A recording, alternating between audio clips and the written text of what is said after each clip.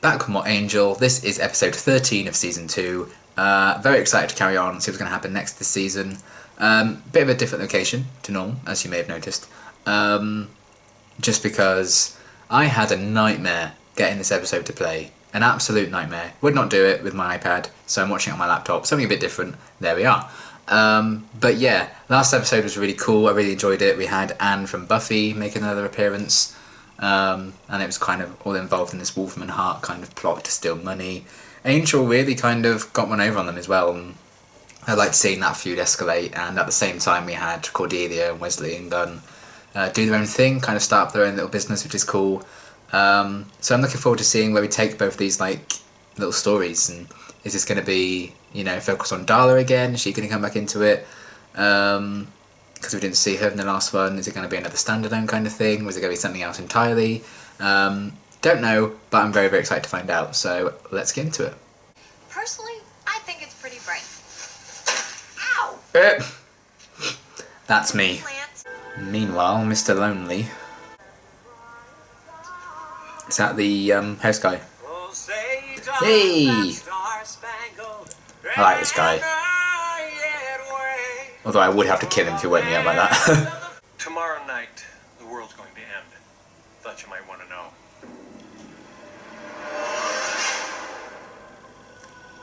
Ah! Don't feel a need to offer your guest a frothy cappuccino or a hot cinnamon roll. I don't. Man, you just get darker. Bye bye, sweet caress. Hello, emptiness. I feel like I could die all by myself. Don't Mood. He knocked me out. Oh, shit. When I came to, he was gone. He has no future after 10 o'clock tomorrow night. And neither does anybody else. See if we can get a lead on him. And that is if you're not too busy getting lawyers killed and setting girls on fire. Ow. This guy looks like a Ghostbuster. Tiny event horizon. Sort of.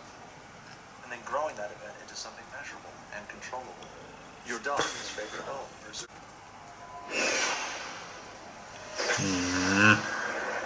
I'm getting Ronald vibes from that guy. I don't like it. So much karaoke. We're looking for a guy, early 20s, medium build, maybe one of your steadies. Sing sad songs like All By Myself. Sounds like a kid. Sounds like me. How about singing a few bars of He's a Jolly Good Fellow? Oh yeah, if he's a demon, you better do what he says or he might... Huh. That's a clever way of finding him. It's a very cool idea for a skill set. He's a jolly good fellow. It's him. It's our boy. Fabulous tone, by the way. Really nice vibrato. And you keep... So is he gonna like freeze time, and that's why there's no future?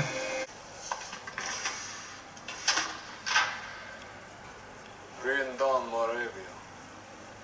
Korsanlek. Swindon Moravia. What on earth? Those guys look tired.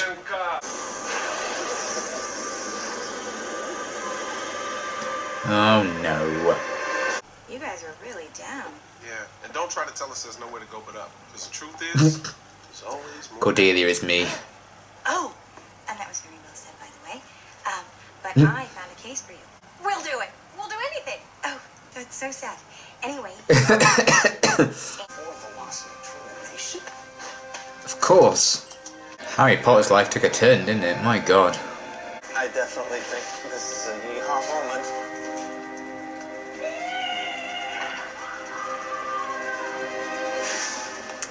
Oh. I want him to join the team. He's so much fun.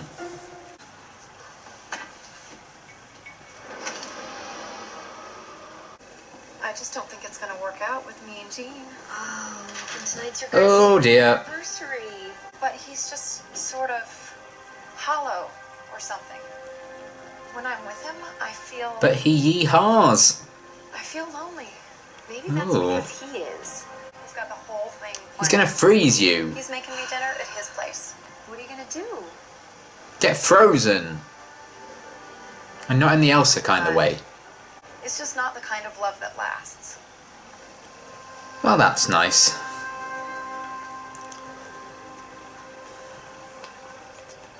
Billie Jean is not her lover.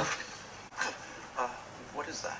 Don't worry, schoolmate's got Oh! Cheer up, Sleepy Jean! So I'll give her the kind of love that lasts. Jean, no. Fucking Jean. Fanatical sect, awaiting a messiah who will usher in the end of all human life. A lot of your demons don't yak about it in mixed company, but it is a pretty popular theology in the underworld. Okay, so this mad scientist has these demons worshipping and protecting him while he blows up the He's planet. not a messiah, he's a very naughty boy. It's pretty clear we're dealing with a criminal mastermind. Oh, Jean. What happens to it? Nothing, in the absolute sense of that word. Whatever's in the field would stand still forever, in its own private universe. He needs to take one of those mirrors and have a good long look at himself. I hope that wine is completely for her, because she's going to bloody need it. If the world were to end tonight, would it really, in your heart of hearts, be such a terrible thing? No, sweetie. You want to know what my problem is? These guys need a buddy cop show. That's my problem. 200 highly intelligent law school graduates working full-time, driving me crazy. Why the hell is everyone so surprised that it's working? But no, it's Angel. Why are you so cranky?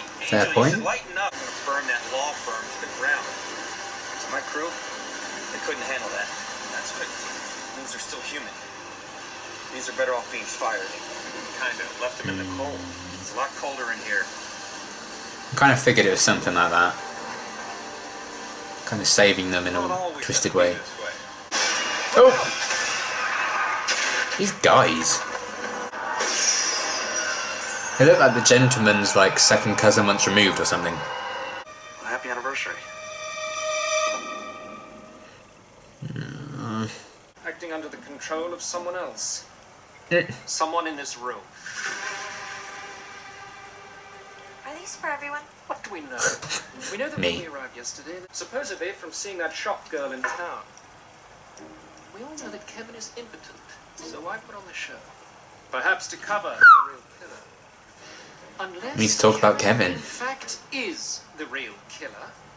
With Derek gone, family inheritance falls to you. The younger brother and black sheep of the family. Are there any more of these little... What is happening? His own sweet, doting Aunt Helen. Helen! Not so fast, sister.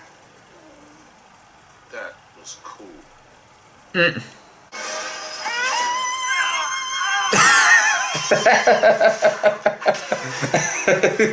How was scene class? Oh, you know, Oh, that was excellent. Jack. That's sweet. It's laced with poison. Jean, I don't like where this is going, buddy. You'll find another girl.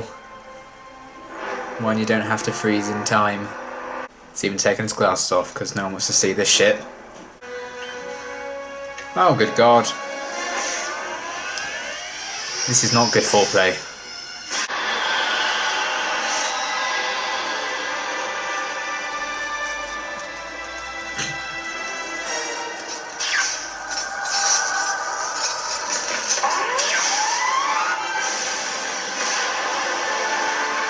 Oh dear. What if you were just having a shit and suddenly you're having a shit forever? That would suck. Especially if it stank. You played yourself. Never mind. Oh, really don't mind.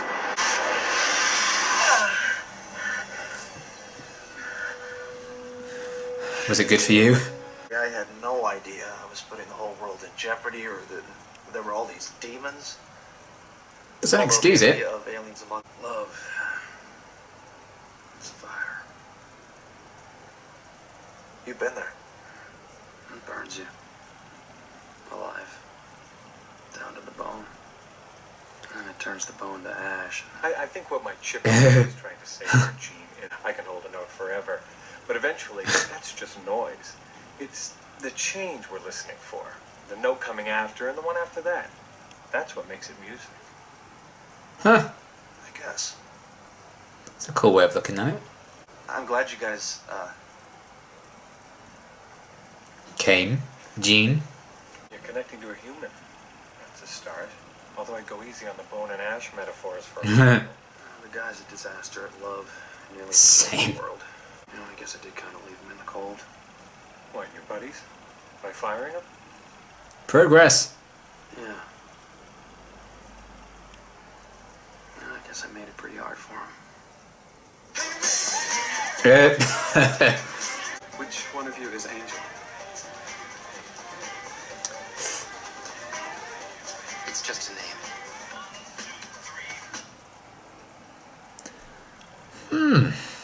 Well, that was an adventure. Okay.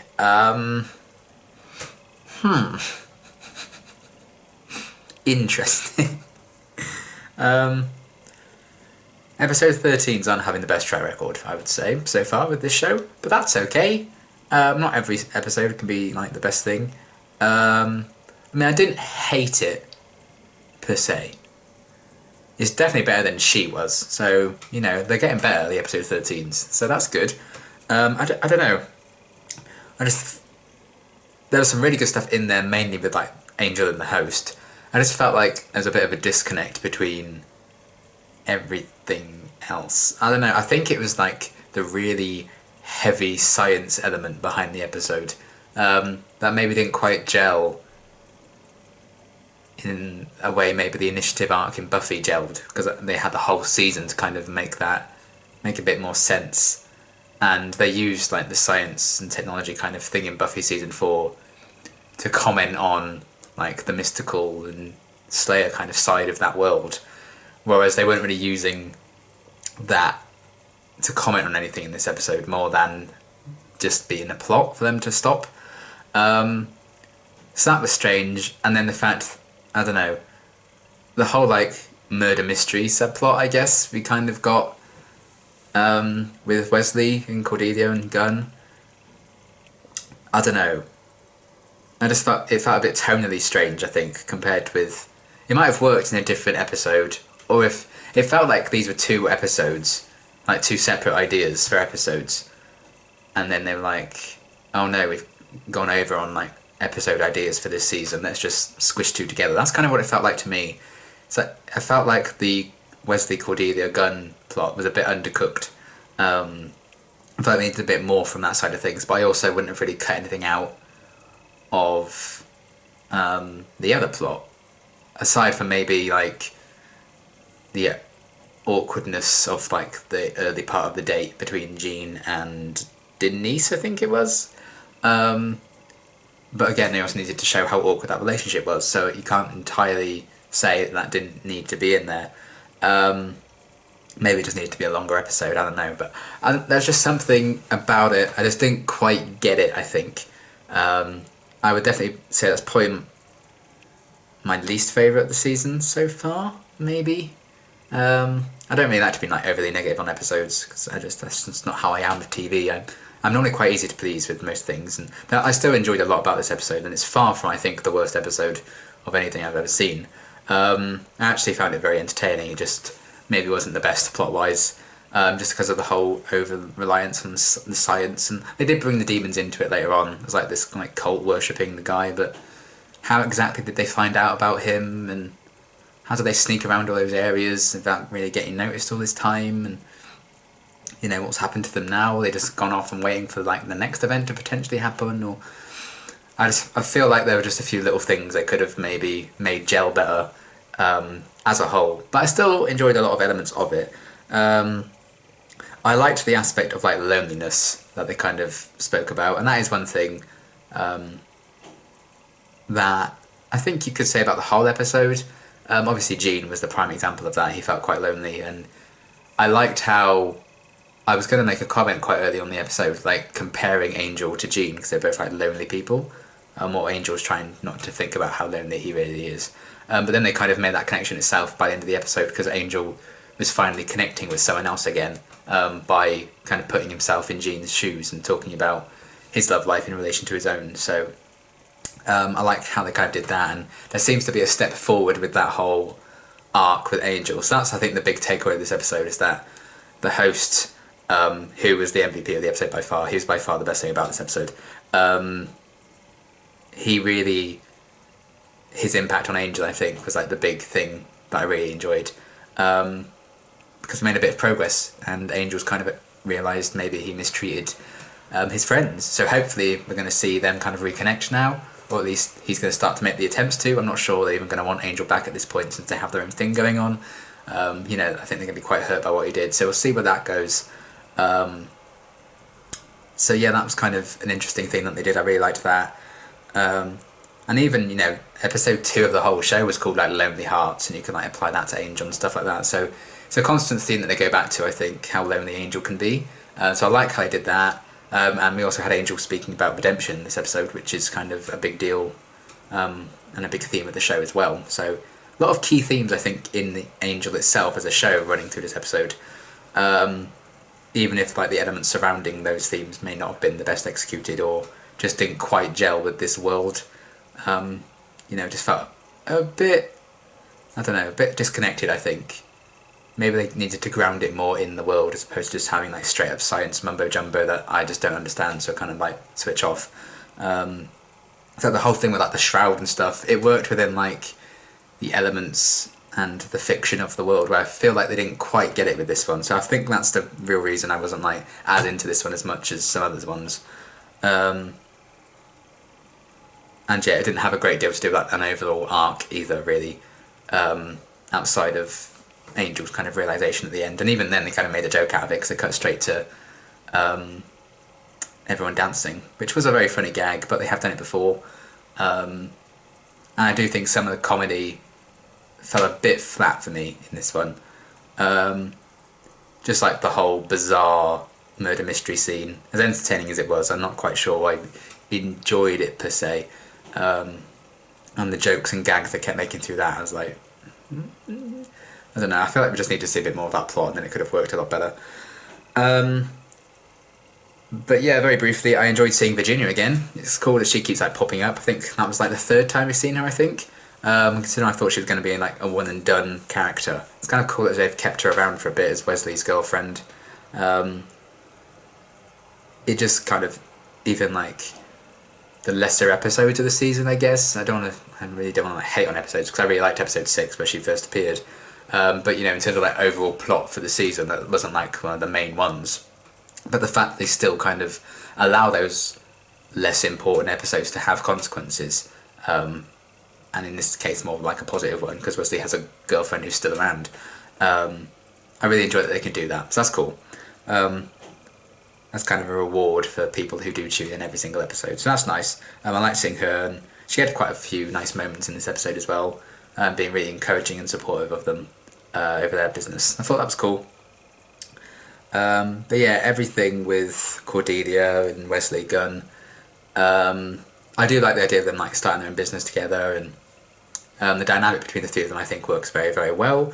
I did enjoy Gunn's reaction to Wesley kind of deducing everything at the end in that scene, but just the way it was kind of set up, and then it seemed like this high stakes kind of case, and then it just became like this over the top murder mystery thing where the culprit went and ran away,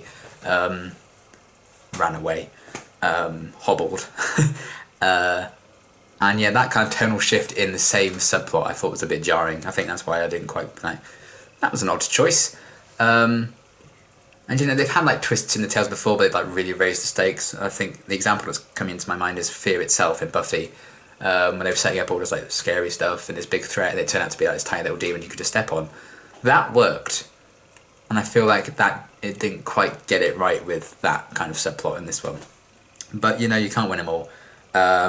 And the actors still sell the hell out of the material they're given anyway. So it's still enjoyable to watch, even if it wasn't like my favourite plot in the world. I still enjoy watching those characters, so I can't complain too much about it. And yeah, Gene. Ronald 2.0. Maybe, I don't know. Less freaky than Ronald? I'm not sure. They're both not ideal people. But yeah, I'm surprised there wasn't like more consequences or punishment for him, and the fact that, you know, he was like, oh, I didn't realise it was going to like threaten the whole world. I was like, well, it was going to threaten this girl who wants to break up with you. You're going to keep her there forever. Like, sure, you should be punished for that. I don't know. It was weird. But at least he came to his senses in the end, I guess. But he only came to his senses because Angel intervened. Otherwise, they would have just been frozen. In quite the compromising position, and, well, damn. Very weird kind of idea for a plot.